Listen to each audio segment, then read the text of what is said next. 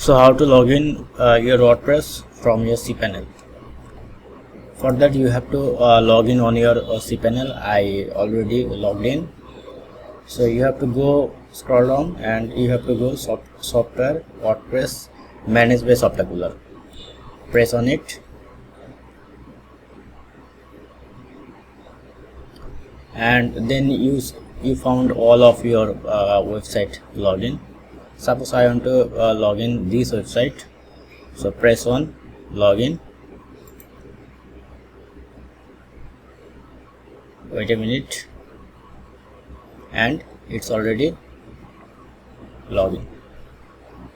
This is how you can easily log in from your cPanel when you forget your password for WordPress.